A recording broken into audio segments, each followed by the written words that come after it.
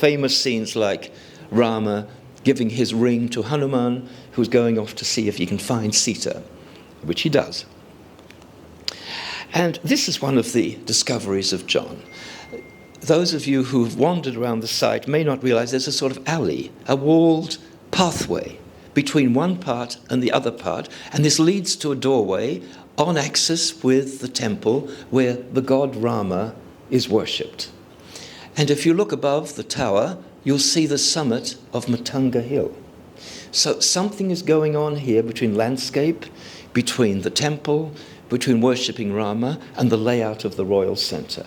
And this, I think, is one of the great discoveries of John, and his background of searching for alignments way back in New Mexico made him sensitive to these sorts of alignments. Nobody, certainly not myself, had ever thought to think like this. And this led him to develop this sort of map. Here is the Rama temple in the middle of the royal center. Here is Matanga Hill on a north-south axis. Here is Chakratirtha, and here is Anjanadri Hill. And this is the legendary route of Rama when he came to what was called Kishkinda in the legend, and he moved through, he spent time on Malyavanta Hill. So the alignment is linked with the story of Rama, and there's another alignment across here to Malyavanta Hill. So those of you who know the site will know these particular spots. This is the summit of Malyavanta Hill. This is the summit of Anjanadri Hill. So developing this idea further, John said, okay, this is an important axis because it leads to all these hills which have Ramayana associations. So that the temple itself, dedicated to Rama, is aligned, is linked with features in the landscape which are to do with the story of Rama. And then he realized that, in fact, this sort of axis separated one part of the royal center from another part. And he gave these names royal performance and royal residence. So let's say the more public part, the more private part, the domain perhaps of men, the domain of women. So this was a sort of a simplistic way of trying to understand the activities of the central part of Hampi as an imperial center. So these are the sort of kings and queens. These are depictions of a royal couple, headless now, in the archaeological museum in Kamalapura. We don't know if they represent a particular king and queen. It's possible, but we can't know who.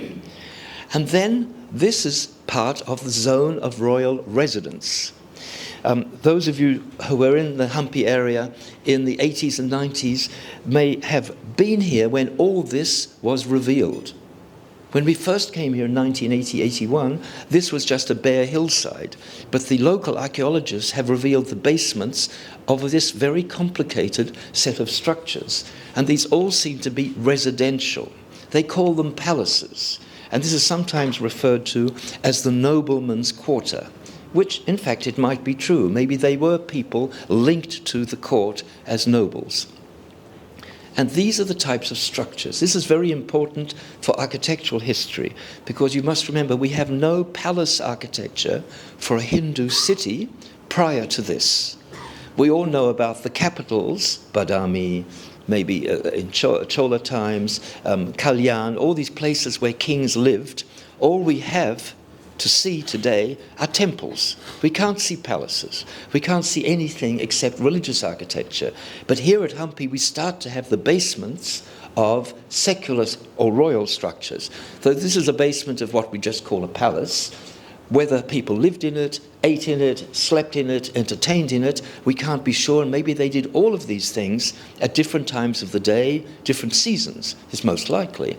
And they have little chambers, little rooms here at the upper level. And you go up, up, up, up, till it gets more and more private. It's like a grand house. And you might wonder what it looked like. See these little crosses? These are stones which are the basis for wooden columns. And here's a reconstruction of what one of the Vijayanagara palaces might have looked like. You see with the wooden columns carrying the roof and little towers over the chambers. So this is an important guess at how these palaces might have looked like. And they had this sort of, decoration as you go up the steps to the palace. You have these mythical, magical creatures giving protection. And then we have a temple in this zone of royal residence. This is the so-called underground temple. It's all very mysterious and fascinating, and of course it wasn't underground, it just happened to get buried because of the water and the silt that came in from agricultural development in the area. So this is the sort of entrance. It's a rudimentary gopura, a South Indian granite basement of a towered gate. And this is probably 15th century. And as you go in, you eventually arrive at this very mysterious experience. Those of you who have been there at the underground temple, you have to wade through the water because it is sort of flooded. And it's a Shiva temple going back, we believe, to the very beginnings of occupation under the Vijayanagara emperors. So what is a temple to Virupaksha? It's dedicated to Virupaksha. We have some evidence for this, doing in the middle of the royal centre, in the zone of royal residence. Everybody could have gone to Hampi, you said. Why do they need to worship here? The answer seems to be that for the women of the court, the courtiers, the children, who did not want to go to the public part of the city, but wanted to worship Virupaksha with his consort Pampa, could do so within the confines of the palace area. So it was like a private royal temple to the same god and goddess that were in Hampi. Now, going back to this this divide, so this here is the underground temple. Here is the nobleman's quarter with all those palaces that I showed you, and then there are more of these structures here. Now we're going to look at what happens over this side, and we can start with this great 100-columned hall, this audience hall, we think, and these are the bases of wooden columns. You can see them set into the floor. And this is, we don't have many of these in earlier phases. We know they must have existed in the great palaces of previous kings, but you can't see them today. Whatever they were have been lost. And this is perhaps what it looked like, with these great tall double-height wooden columns, a great wooden column, wooden hall, and this is where justice was administered, law was enacted by the king, the emperor, or perhaps by his representative, this Dandanayaka. We have some references to this. And of course the other great ceremonial structure within the zone of royal performance is the great platform, the Mahalavami platform, which is a solid pyramid of stone on which a wooden colonnade was erected.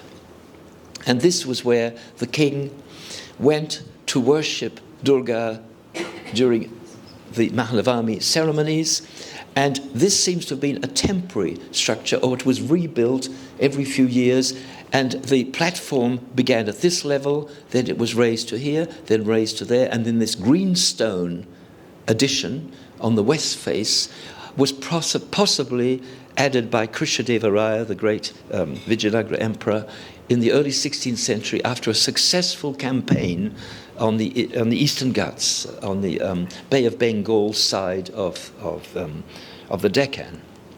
This is what it looks like today. And you have to understand, we don't have platforms like this anywhere else in royal architecture in India. It's another example of the inventiveness and creativity of the emperors and their architects. And it has these amazing scenes, most of you will have seen them, of royal activities, especially royal animals, hunting. Here's one of the, perhaps one of the kings, we can't be sure, aiming arrows at deer who flee. And as I was pointing out the other day, this is not the same as temple art. This has got a different spirit. It's not as sophisticated, but it has a lot of vigor, a lot of energy. This is a royal art. And then we have figures like this, a seated, probably royal figure, with two gentlemen paying, respect, dressed like Muslims. Now, whether they are foreigners or they have come from other parts of India, we don't know, but he is receiving them.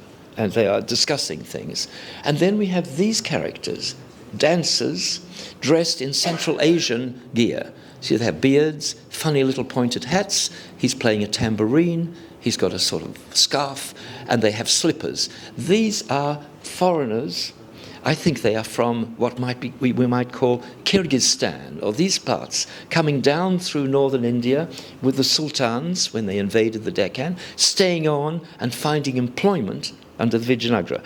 Anyhow, again, it's this, what we call sort of cosmopolitan royal culture, which is depicted on this monument. And water. Another part of the zone of royal performance is this command of flowing water.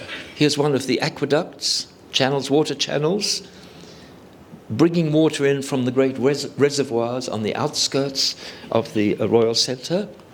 And of course, this great discovery, as you know, of this step tank has a whole mysterious history. We know it was dismembered from some other site and re-erected, if that's the word, re-established, reassembled at Hampi.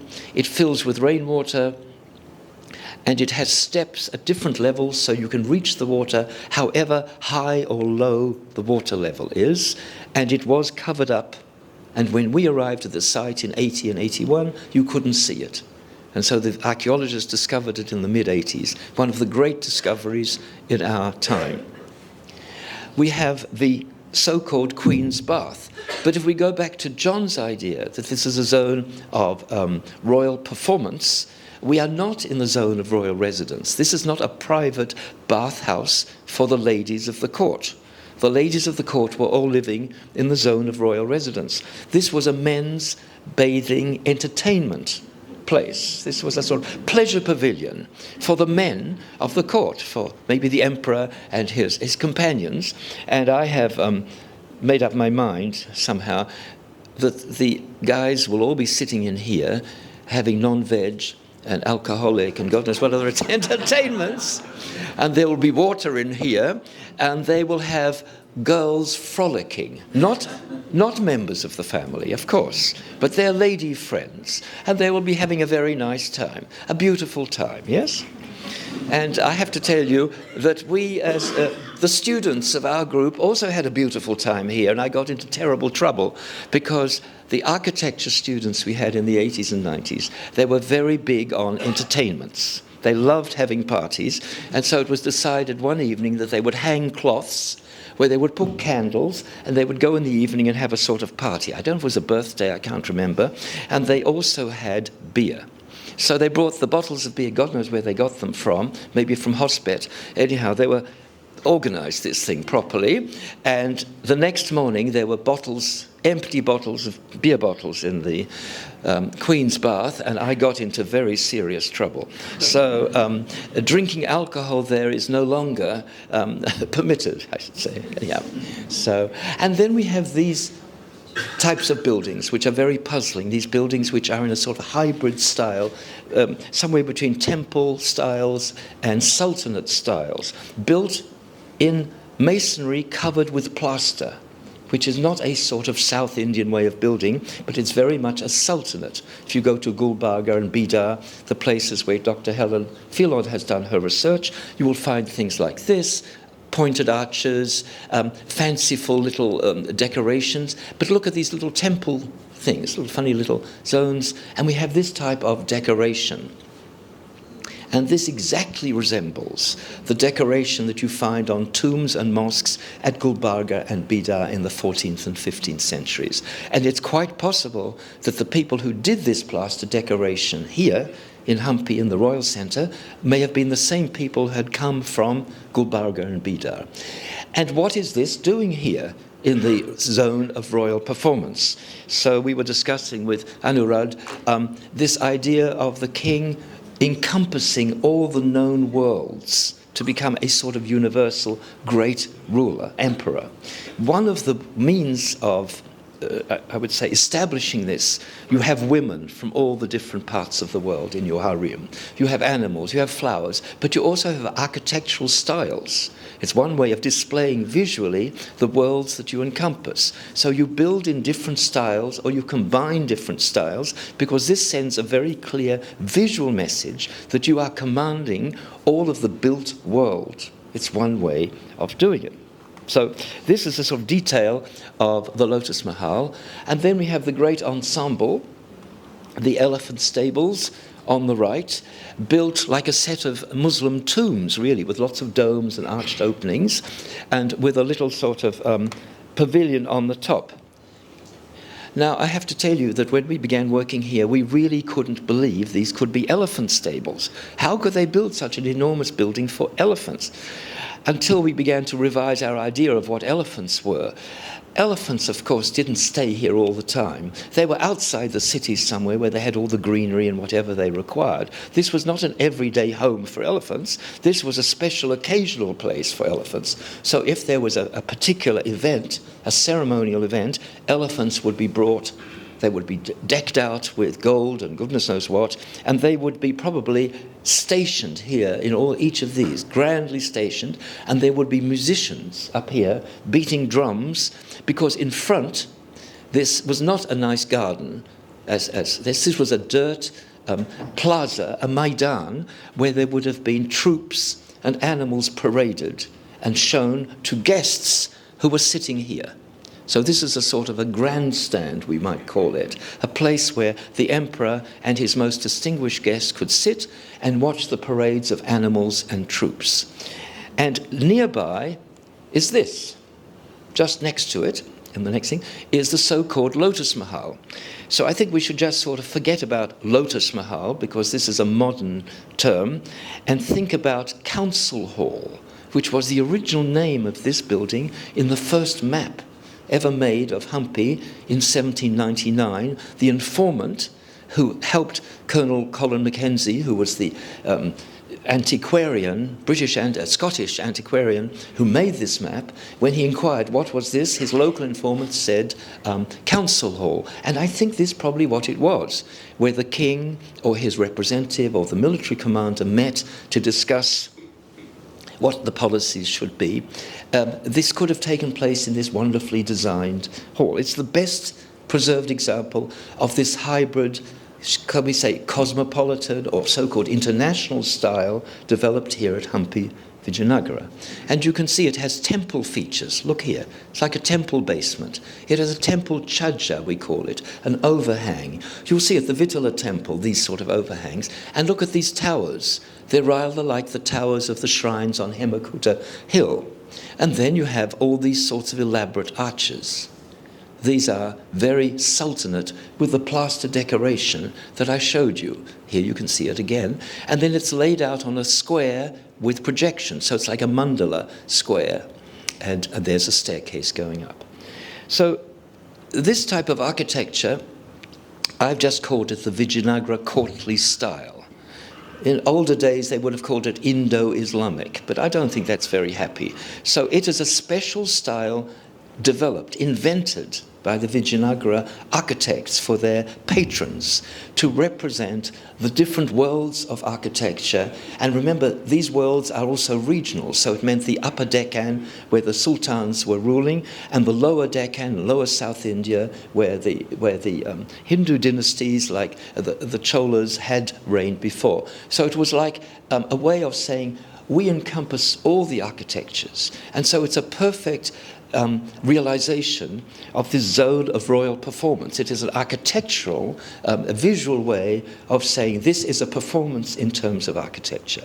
So this is, I would say, these ways of thinking that I'm presenting you tonight was, I would say, a result of me as an architectural historian with my very limited ability to interpret. What I can do is draw, measure, document, and say, oh, this was built first, this was built after. So I'm equipped to do this sort of thing.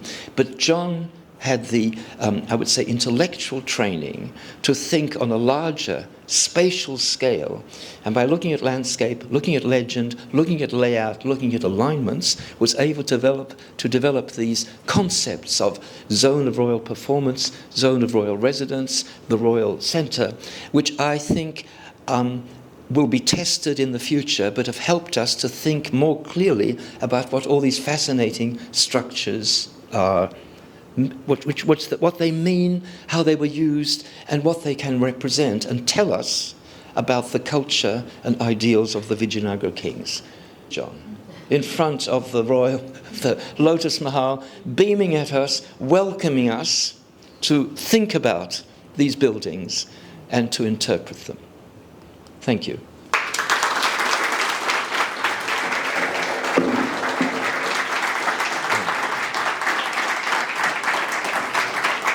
Just put that in the